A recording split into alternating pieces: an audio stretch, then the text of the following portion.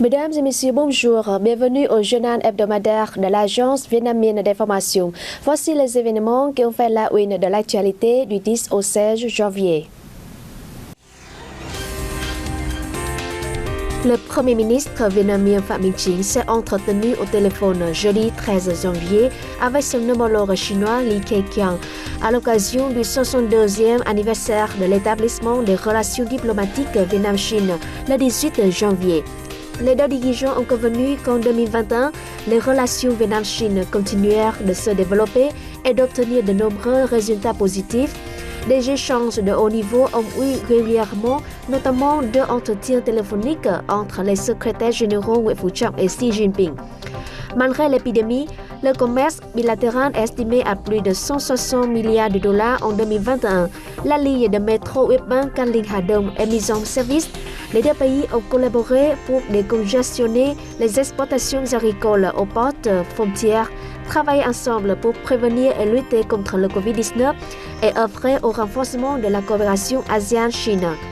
Les deux parties ont convenu de continuer à maintenir efficacement des canaux d'échange sur les questions frontalières terrestres et maritimes, de promouvoir le consensus, de gérer les différends et de maintenir la paix et la stabilité commune.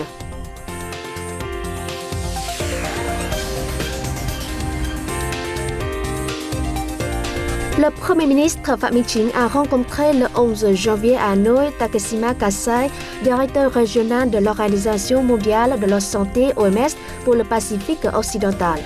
Il a remercié l'OMS, le bureau régional de l'OMS pour le Pacifique occidental, le bureau de l'OMS au Vietnam et Takeshi Kasai pour avoir aidé le Vietnam à développer son secteur de la santé et à mobiliser les pays, les partenaires internationaux dans sa réponse à la pandémie de Covid-19, l'accès aux vaccins et aux fournitures médicales.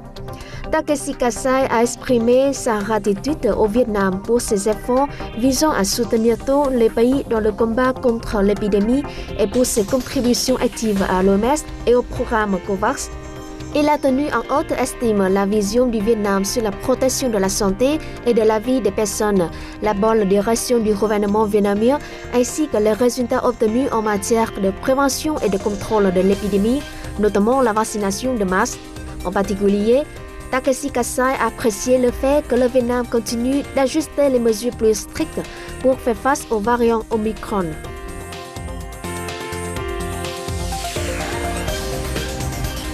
La première session extraordinaire de la 15e Assemblée nationale tenue en ligne s'est achevée le 11 janvier après 4 jours et demi de travail sérieux, scientifique, démocratique et responsable. L'Assemblée nationale a convenu de promulguer une résolution sur la politique budgétaire et monétaire d'un montant d'environ 350 000 milliards qui sera mise en œuvre entre 2022 et 2023, se concentrant sur différents domaines. Elle a approuvé la résolution sur l'octroi d'un investissement de 146 950 milliards de dollars au projet de la section Est de l'autoroute Nord-Sud pour la période 2021-2025.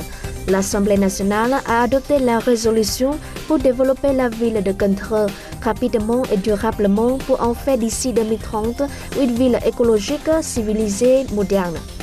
Enfin, l'Assemblée nationale a examiné et approuvé la résolution sur la première session extraordinaire, soulignant les tâches et les solutions importantes dans le contexte d'émergence du nouveau variant Omicron.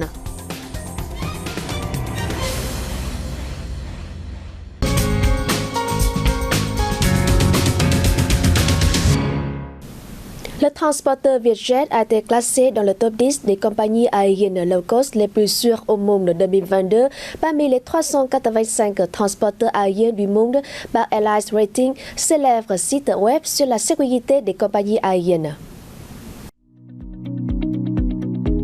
Airlines Ratings a également classé Vietjet au niveau 7 étoiles, le plus élevé en matière de sécurité aérienne au monde, et ce pour 4 années consécutives. Pour son évaluation, Airlines Ratings prend en compte une gamme complète de facteurs tels que les enregistrements de conformité en matière de sécurité et de gestion des incidents, l'âge de la flotte. Vietjet est membre de l'Association du transport aérien international avec le certificat IATA Operational Safety Audit. La compagnie aérienne a également été nommée meilleur transporteur low-cost par des organisations de renom telles que Skytrax, CAPA, Airlines Ratings et bien d'autres.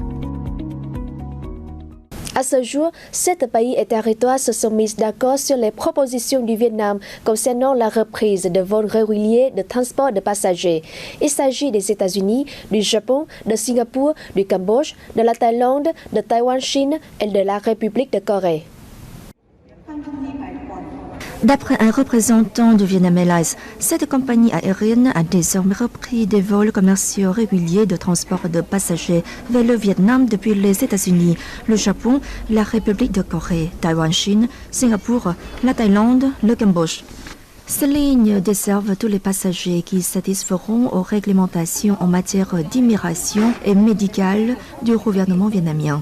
Selon l'autorité de l'aviation civile du Vietnam, au cours des 7 premiers jours de reprise de vols internationaux réguliers depuis le 1er janvier 2022, 64 vols ont atterri au Vietnam avec à bord plus de 7800 passagers. 3 tonnes d'avocats surgelés en provenance du Tây Nguyên des hauts plateaux du centre ont officiellement en vente depuis le 11 janvier sur le marché australien, marquant une nouvelle étape dans le processus d'élaboration d'un label pour l'avocat vietnamien dans le monde. Ce lot d'avocats a été exporté et distribué par la compagnie Udam Vietnam. Un représentant de Sensi a déclaré que ce lot devrait se vendre pour environ $7 australiens le kilogramme. Auparavant, le 6 janvier, le bureau commercial du Vietnam en Australie avait organisé une cérémonie marquant l'entrée de l'avocat vietnamien sur ce marché. Selon Mme Phạm Thị Thùy Nga, chargée d'affaires permanente intérim de l'ambassade du Vietnam en Australie, l'avocat vietnamien gagnera bientôt des parts de marché en Australie grâce à sa facilité de conservation, à son prix raisonnable et à sa bonne qualité. L'ambassade du Vietnam collaborera avec la compagnie aérienne nationale Vietnam Airlines pour lancer un programme de promotion du label et de ses exportations de l'avocat vietnamien en Australie, dans le cadre duquel un passager chanceux achetant des avocats vietnamiens en Australie du 6 au 31 janvier 2022 recevra un billet aller-retour Australie-Vietnam. Malgré la crise sanitaire, le Vietnam a connu un renversement impressionnant de ses activités d'import-export au cours des derniers mois de l'année, lui assurant un excédent commercial pour la 6e année consécutive.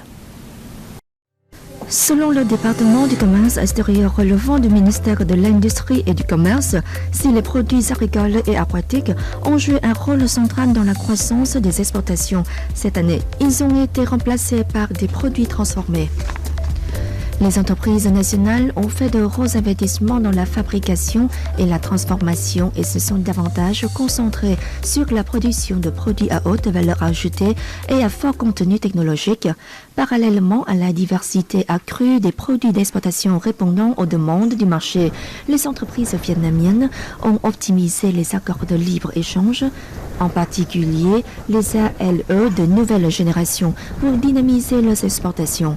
De nombreux experts se sont également montrés optimistes quant aux exportations en 2022 grâce à la reprise du commerce mondial, à l'efficacité du partenariat économique régional global et à la réduction des coûts logistiques.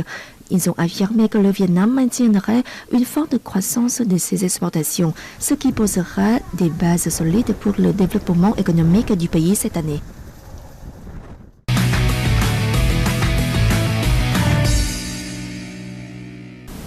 La chaîne d'information américaine CNN a nommé le pho bo, soupe de nouilles à la viande de bœuf du Vietnam, deuxième sur la liste des 20 meilleures soupes du monde, avec les nouilles au bœuf de l'Anjou de Chine, de Tom Yum de Thaïlande ou les nouilles de ramen du Japon.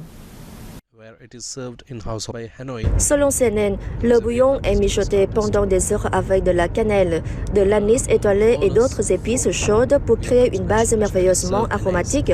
Cette soupe de nouilles de riz, considérée comme un plat national, peut être consommée dans tout le pays, bien qu'elle soit originaire du Nord, avant d'être emmenée dans le Sud, où les gens ont ajouté leurs propres ingrédients au plat.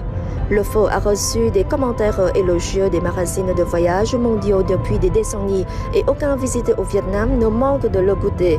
Aujourd'hui, le pho bo reste le plat le plus apprécié au Vietnam.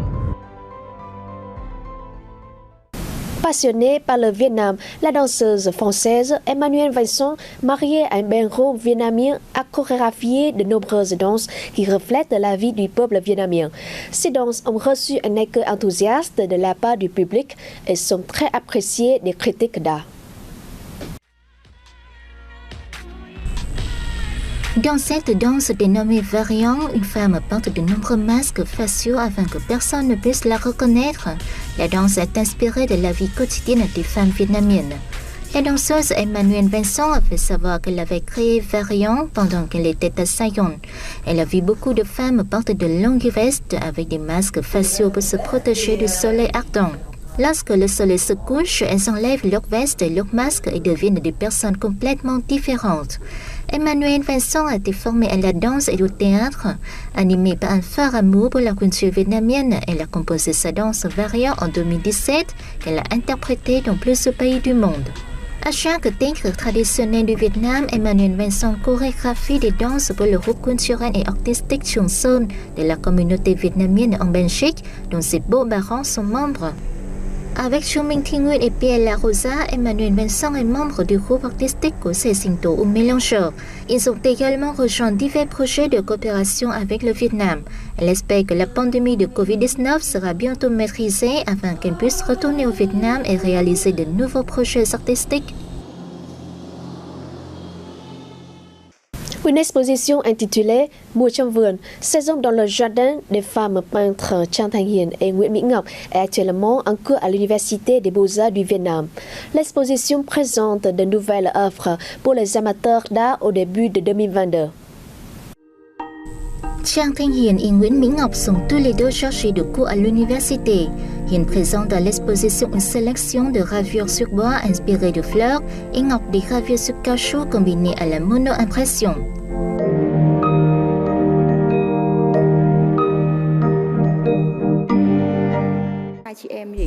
Nous aimons toutes les deux la beauté de la nature et des fleurs et sommes également sensibles aux sentiments des femmes qui ont traversé des hauts et des bas dans la vie. C'est une combinaison intéressante car nous avons toutes les deux des styles exigeants, mais nous partageons aussi un amour pour la beauté de la nature et des femmes. Les quelques 80 œuvres inspirées des arbres, des feuilles, des fleurs et des images cachées de femmes sont lyriques, féminines et débordantes de créations artistiques. Le service du tourisme de la province de Quảng Ninh a achevé un projet intitulé Tourisme de la Voie Verte dans le but de relancer son tourisme durement touché par le Covid-19. Le tourisme de la Voie Verte offrira aux touristes des services sûrs et les fera se sentir à l'aise et détenus. Ce programme sera également un moyen pour les entreprises de promouvoir leurs services et de fournir à leur personnel un environnement de travail exempt du Covid-19. Le service du tourisme de Quảng Ninh a durci les 35 exigences obligatoires et facultatives en matière de prévention et de contrôle du Covid-19. Quảng Ninh a adopté une nouvelle politique de relance du tourisme qui prévoit de réduire de moitié les frais d'entrée dans ses destinations phares au cours du premier semestre 2022, tels que la baie de Ha Long, le musée de Quảng Ninh et le complexe de monuments et de passages de Yen Tu. Depuis la reprise des activités touristiques fin septembre, Quảng Ninh a accueilli environ 400 000 touristes. La province forme de grands espoirs sur le tourisme cette année, car elle s'attend à recevoir quelques 9,5 millions de touristes nationaux et 1,5 million d'étrangers.